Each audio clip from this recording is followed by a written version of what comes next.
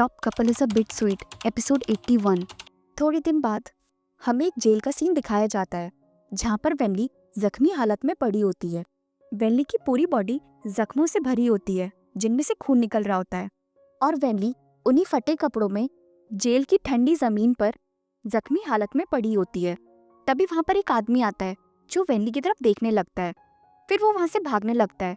उस आदमी के कदमों की आवाज़ सुनकर वेनली उठते हुए बोलती है, टेंग फैंग, क्या ये तुम हो? फिर वो आदमी वेनली के पास आकर बैठ जाता है और बोलता है, वेन वेन, ये सब।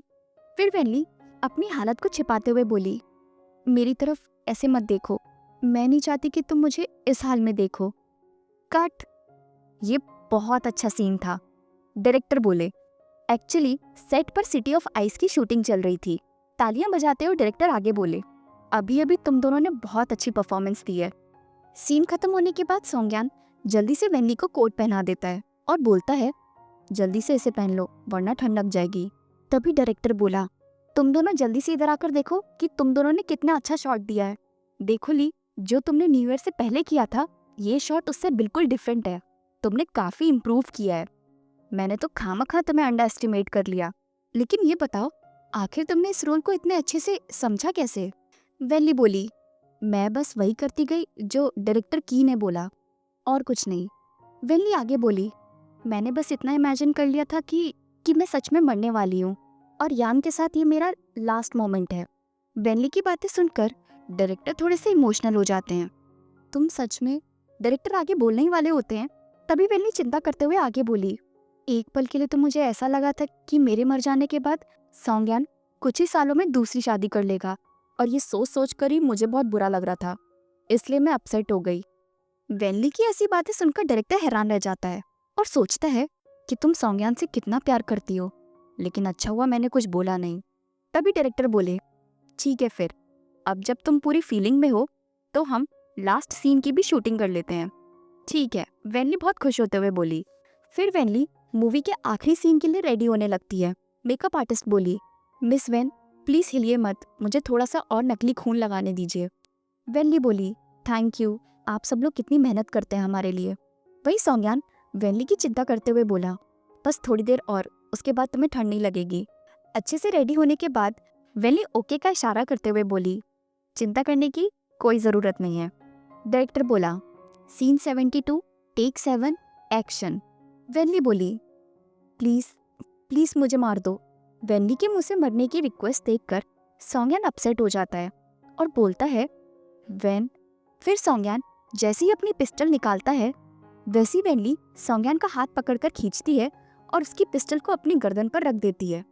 वेनली रोते हुए बोली, अब मुझे दर्द से डर नहीं लगता, और उसके बाद सोंग्यान शूट कर देता है। कट। डायरेक्टर बोला, सीन खत्म होने के बाद सोंग्यान धीरे से वेनली से पूछता है, क्या तुम ठीक हो? सोंग्यान और वेनली दोनों अभी भी अपने कैरेक्टर में थे।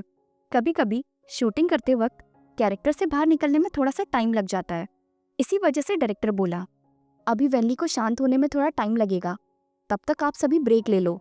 डायरेक्टर आगे बोला, ये सीन देखकर आप सभी को लग रहा होगा कि सोंग्यान अपनी वाइफ को परेशान कर रहा है, लेकिन ऐसा कुछ भी नहीं है।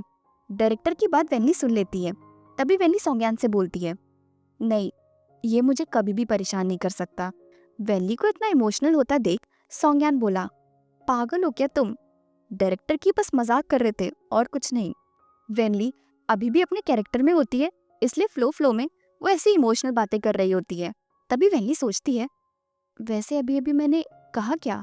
तभी डायरेक्टर बोले, मिसेस सॉन्ग, आपके कान तो काफी तेज हैं। अब आपकी वजह से पूरे क्रू को पता चल गया कि आपके पति कभी भी आपको परेशान नहीं कर सकते।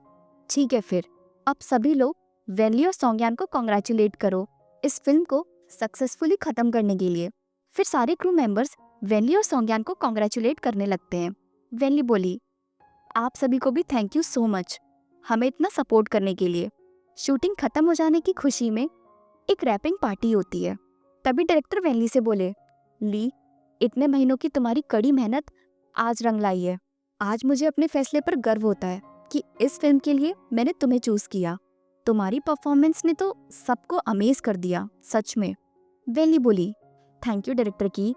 तभी राइटर साहब डायरेक्टर की से बोले, मैंने बोला था ना कि मैं तुम्हें निराश नहीं होने दूंगा। तभी वैनली सोंगयान के पास आती है और बोलती है, यान ये टोस्ट तुम्हारे लिए। सोंगयान बोला, ली तुम मेरे साथ इतना फॉर्मल क्यों हो रही हो? वैनली बोली, बस यही समझ लो कि ये मेरा तरीका है अपने को एक्टर्स को थैंक यू बोलने का। लास्ट वाले सीन में तुमने काफ़ी अच्छी परफॉर्मेंस दी थी। तुम्हारी इतनी अच्छी एक्टिंग देखकर मेरे इमोशंस बाहर आ गए थे, इसलिए थैंक यू तो बनता है। और तुम्हारे साथ काम करके मुझे बहुत अच्छा लगा। सोंगयान बोला, और तुम्हें भी थैंक यू सो मच, तुम्हारे साथ काम करके मुझे भी बहुत अच्छा लगा। वैनली और सोंगयान को इतना फॉर्मली बात करता देख पीछे खड़े लोग बोले, तुम दोनों कपल होने के बाद भी कितना फॉर्मली बात कर रहे हो, क्या अब यहाँ पर भी कोई ड्रामा चल रहा है? फिर वैनली राइटर जाओ से बोली, राइटर जाओ ये टोस्ट आपके लिए। वहीं वैनली को इतना खुश देखकर सोंगयान सोचता है, बात अच्छे बिहेवियर की नहीं है, बात यह है कि वैनली ने बहुत जल्दी इम्प्रूव किया है और लास्ट वाले सीन में तो मैं इमोशनली वैनली की वजह से हो पाया था। फिर सोंगयान कैन को गुस्से में दबाते हुए आगे सोचता है, और वो पल जब मैं अपने कैरेक्टर में इतना खो गया था कि मुझे लगने लगा था कि मैं वैनली को सच में खो दूंगा। डर का वो एहसास कि वैनली मुझे हमेशा के लिए छोड़कर चली जाएगी, इस फीलिंग को मैं अभी तक भुला नहीं पाया हूँ। सोंगयान अपने ख्यालों में खोया ही होता है, तभी वैनली बोली, यान जल्दी से इधर आओ। फिर सोंगयान वैनली की तरफ जाते हुए आगे सोचता है, वैनली के वो शब्द जब उसने कहा था कि उसका जिंदा होना ही मेरे लिए सबसे बड़ा गिफ्ट है, इस बात का मतलब मैं आज समझ पाया हूँ। क्या आपको याद है कि सोंगयान वैनली के किस डायलॉग की बात कर रहा है? ये कुछ स्टार्टिंग के एपिसोड्स की बात है, जब वैनली ने यू आर हियर की शूटिंग करना शुरू की थी। तब वैनली ने ये बात बोली थी कि उसका जिंदा रहना ही मेरे लिए सबसे बड़ा गिफ्ट है। इस एपिसोड में सिर्फ इतना ही, मिलते हैं अगले एपिसोड में। Thank you.